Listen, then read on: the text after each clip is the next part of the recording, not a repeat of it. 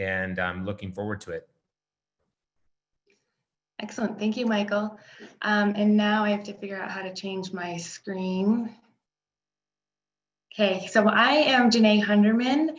I am the work-based learning coordinator for the new Business Education Connection. And one of my favorite quotes is, how do we expect young people to dream if they don't know what to dream about? I found this years ago on the America's Primus Alliance website, and it's not there anymore. I keep looking for the quote and it's not there, so I don't know who said it. But this quote is what career exploration is about. It's about widening our horizons, getting more ideas for things that are possible in our lives. And this is why we're all here today. So we have over 200 people here today to help students find a career that brings them joy. And so I want to just thank everyone for being here.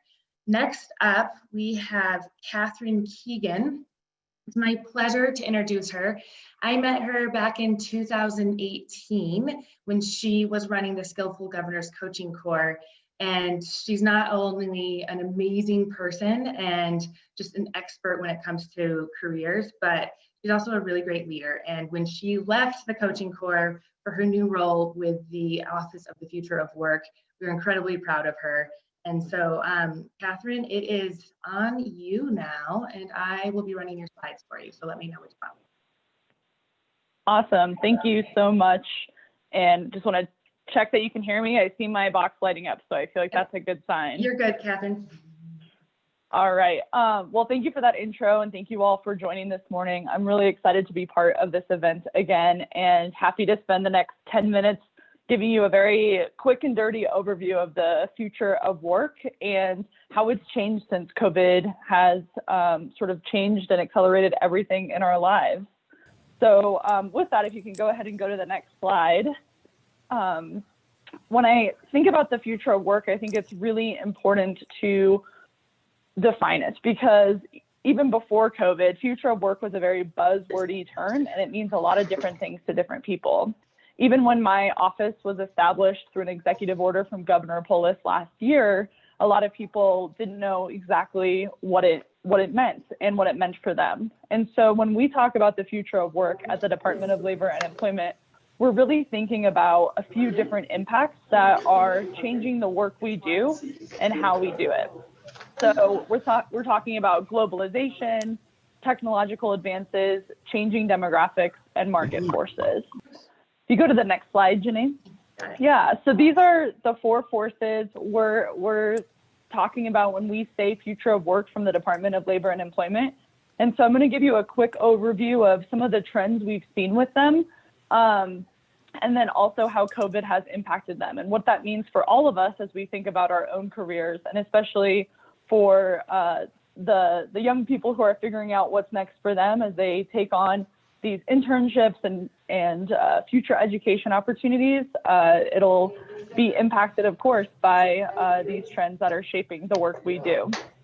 So first, I'll just talk briefly about globalization on the next slide. What we see with globalization is that this isn't a new trend. It was something that's been going on since the 1970s. We've had extended supply chains. We've had supply and demand and trade shifts, and we've had different types of work that have evolved because of technology, including gig work through platforms like Lyft and Uber, along with other opportunities that have been facilitated by technology. And so if you look, if you go to the next slide, if you look here, this is just showing how extended our supply chains have grown to be since the 1980s. And so what that means is, as our world has become more interconnected, that we are seeing this growth of international workforces, international companies, and that's really put a lot of pressure on some populations and has also created a lot of opportunity for others. And so that'll be one of the trends you'll see throughout this presentation, and especially with the impact of COVID, that certain occupations, certain parts of our population have been disproportionately impacted by the trends that we see. And so with that, I'll go to the next slide about demographic shifts. And so in Colorado and across the country, we see that our population is changing. we went from a sort of pyramid age structure that you see on the left to more of a pillar, which means that more people are living longer and therefore working longer. And in our younger ages, we're seeing that they are diversifying and that the younger populations don't look the same as our older populations. So if you go to the next slide, you can see this in Colorado specifically and how that's impacted our workforce. And so we see that while Colorado is diversifying and we're having different types of people join our workforce, we also have up to 5 generations in the workforce at any given time. And so as we think about the different types of skills we're developing and what types of mindsets that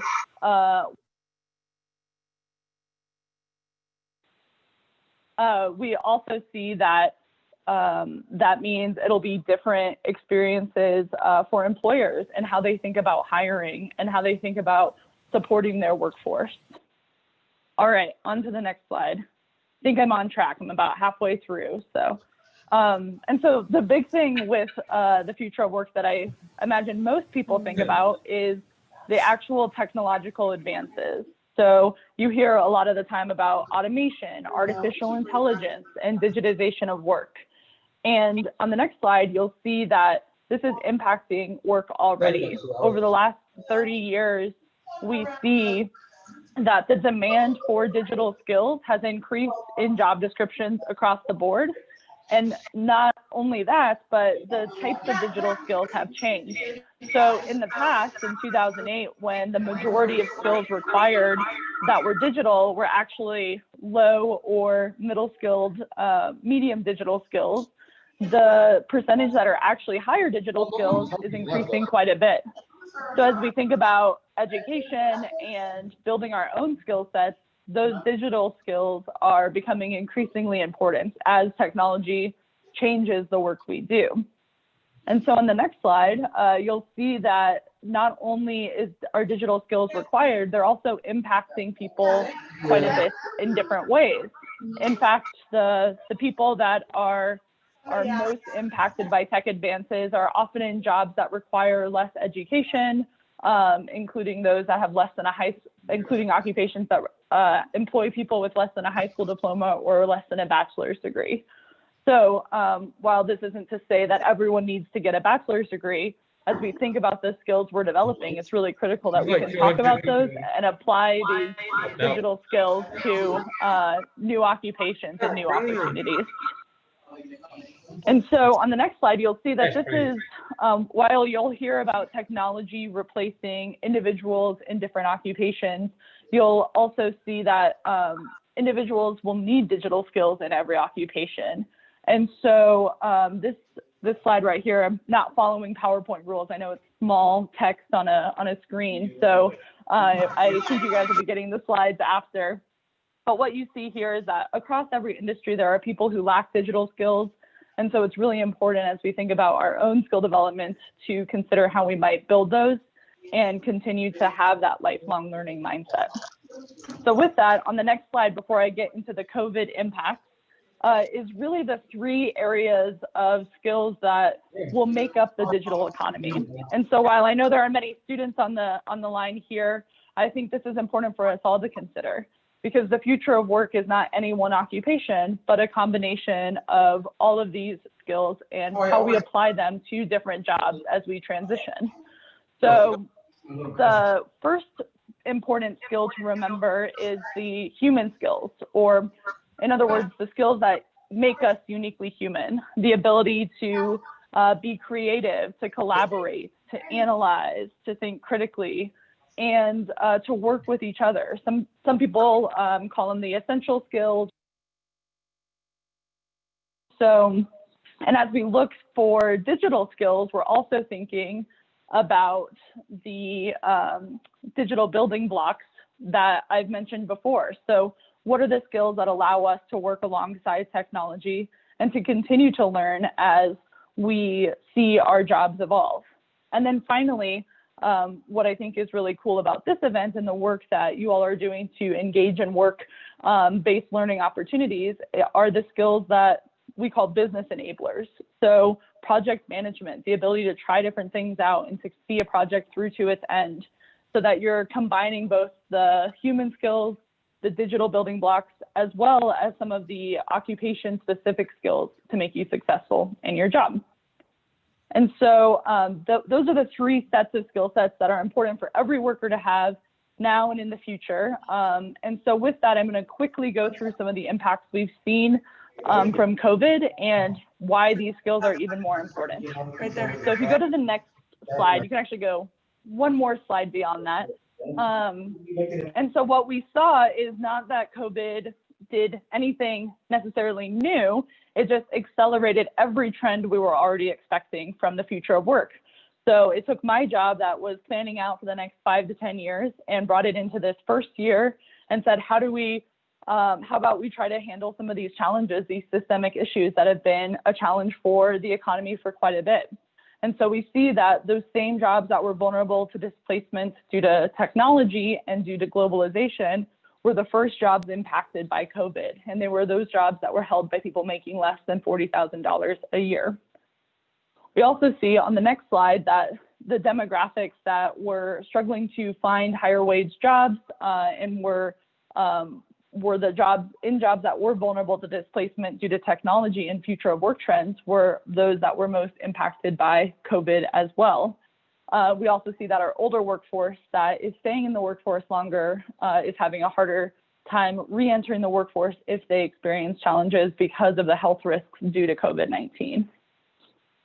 And then finally, on the next slide, we have the impact of technological shifts. I think this event itself and the fact that we all are working remotely or learning partially remotely is an indication of the digital skills that we all will need and be expected to have as the future of work evolves. And that really makes us think about the access to the internet, access to web-enabled technology, and access to the training that we need in order to successfully thrive in a digital environment. And so we see that those same trends we were talking about with the need for digital skills and work are accelerated because of COVID, forcing everyone to go online and really challenge ourselves to build those skills. So I'll just end on the next slide by saying it's always hard to end on the COVID slides because they can be kind of depressing and we're experiencing disruptions as we speak. But what it really represents is an opportunity to think differently about how we build our own skills, think differently about how employers are hiring and training and supporting their workforce, how communities can come together, like Durango is coming together for this event to think about how they build a better future that is supportive of all the different types of workers and assets in their community. And then from our perspective in government, how can we be reimagined to better serve our communities?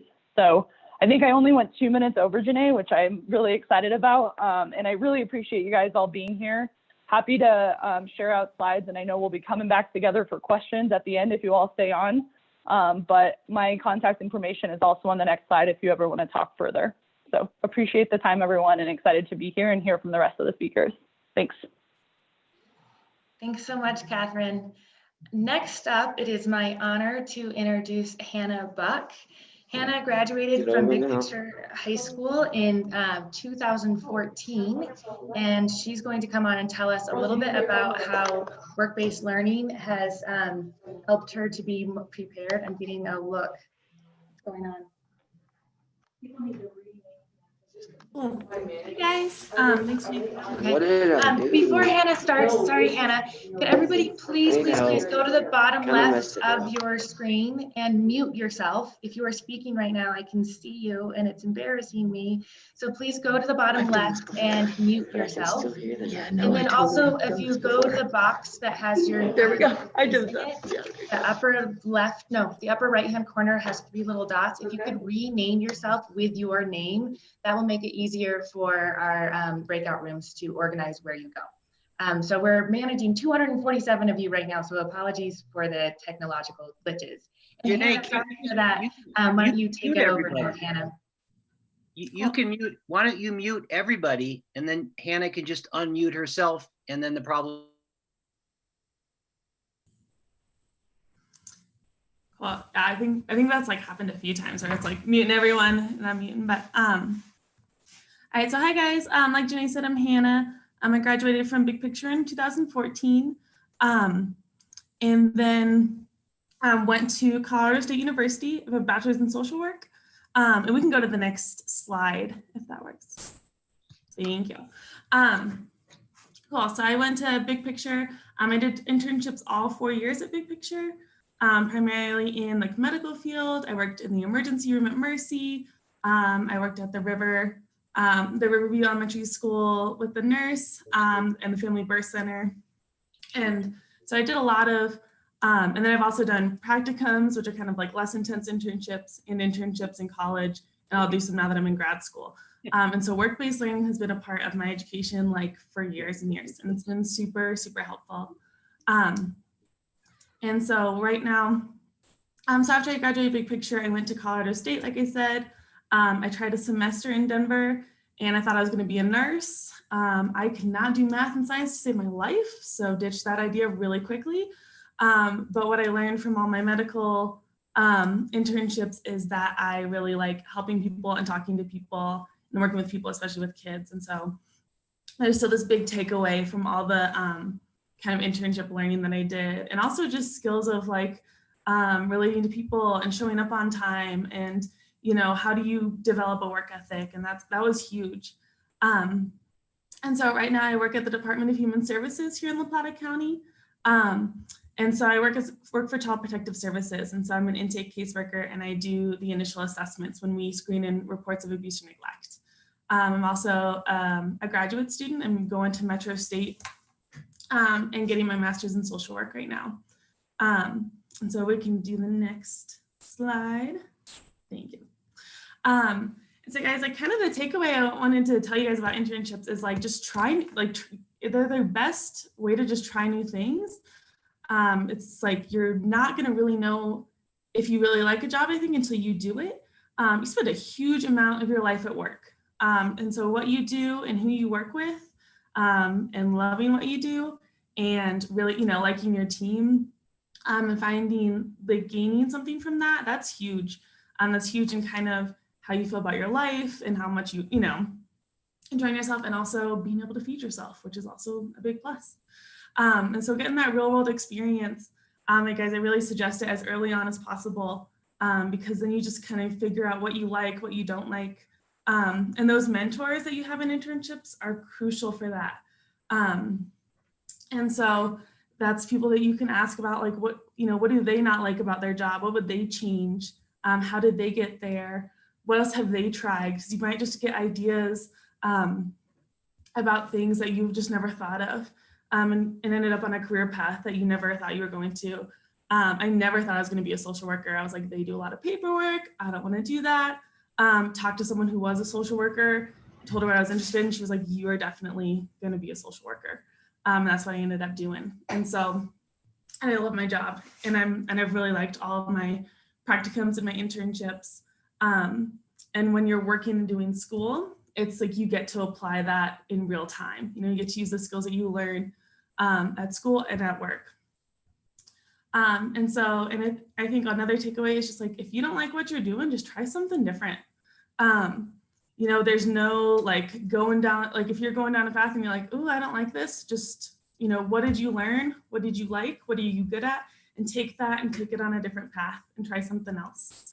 And so really asking about, you know, reaching out to your community people, and it sounds like there's a lot of potential mentors on here today. And if they're, you know, if they do something that you're like, oh, that sounds really cool, reach out and talk to them and learn more about other people's jobs and what they're doing. And yeah, so I just really encourage you guys to take advantage of that. It's really helped me on like figuring out what I like to do, on trying new things. Some stuff I was like, I hate it. Some stuff I was like, I love it. And I have a job that I really, really love now. And so, yeah. You guys typed so fast, like watching the chat. You guys go so fast. All right, so that's it for me. Thank you so much, Hannah. That was lovely. And thank you all for muting. It seems like our Zoom learning curve is getting corrected. So introducing next piece of Zoom, we are going into breakout rooms. And there's lots of little tips and tricks here. So first of all, if you drop the call, just come back. You will come back into this room where all of us are, the Zoom lobby, if you will. You'll come back in here and we'll send you to where you need to be. Mute yourself when you're not talking. It seems like we figured that one out. Good job, thank you. Keep your camera on if your Wi-Fi can handle it. It's really hard for our presenters to speak to an empty room. So if your Wi-Fi can handle it, please have your camera on.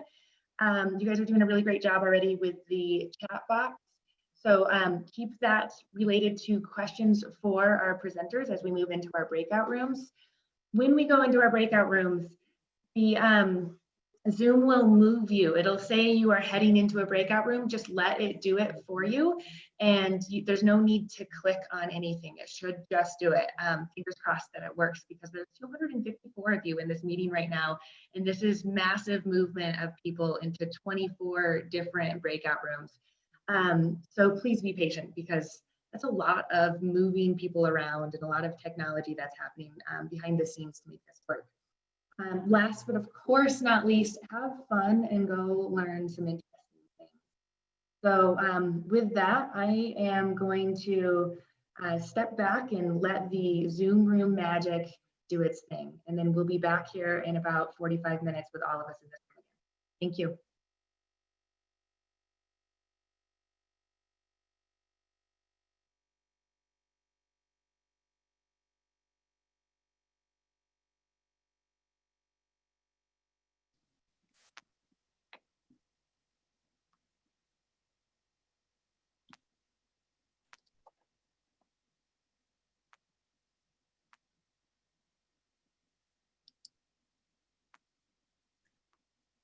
Hi, everybody.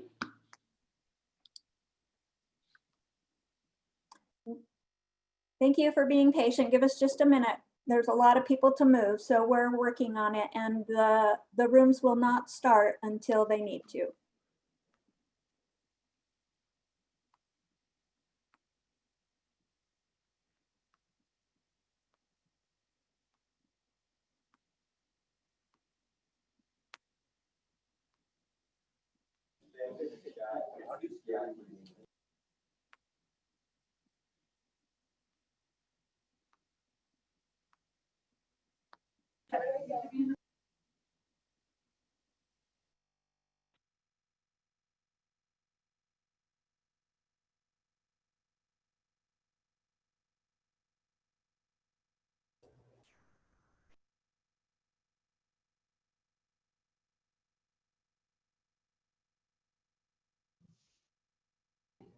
Welcome back, everybody. So,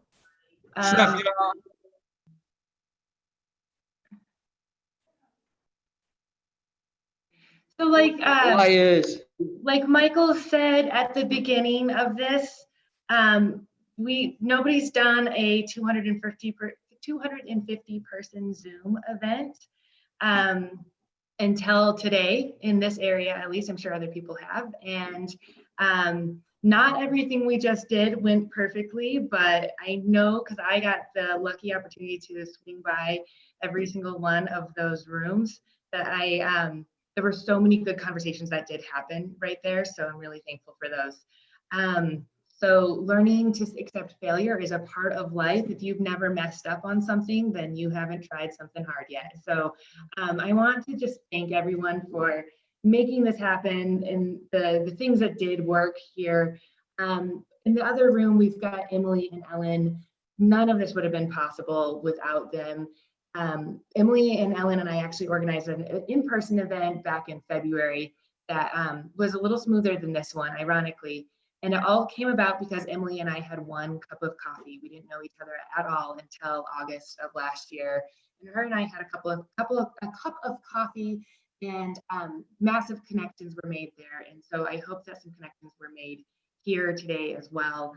Also, over the summer, there were a number of supporters from multiple different schools. If you see down here in the bottom left, Ty Rogers, David Blau, Marsha Hurl, John and Melissa Waters, Amy McLeanis, all of these folks from different schools all over the region came together over the summer to brainstorm this event. Unfortunately, we didn't realize early enough that it was going to be Zoom. Well, we did realize that early enough, but we didn't know what it was going to look like. And So now we've learned a lot. We also have 24 different rooms happening, which was part of our complication. 24 different people came to a training last week to learn how to be room moderators, and they had their jobs dialed. And we had over 60 people being panelists, and 130 students and teachers supported to attempt this event, and hopefully next time it will be a much smoother experience. So at this point, if you would like to stay on, thank you for being here. If you would like to stay on, it's much easier to manage one room, and so we can handle this piece. We'll have Catherine available for questions about. We out this hoe. And then if you are ready to go, or you've got a class to get to, that's totally understood. And we hope you got something out of our event today. Thank you all. Catherine, are you still around? I am, yes. Happy to take any questions. And of course, if you want to share my contact information, happy to follow up with people after as well. Let's do this.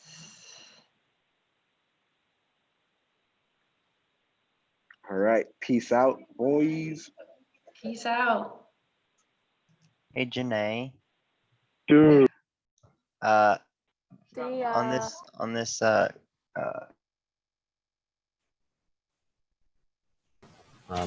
just wanted to thank everyone. This was a really cool experience. I'd be glad to come back and hear you all talk again when it's more manageable.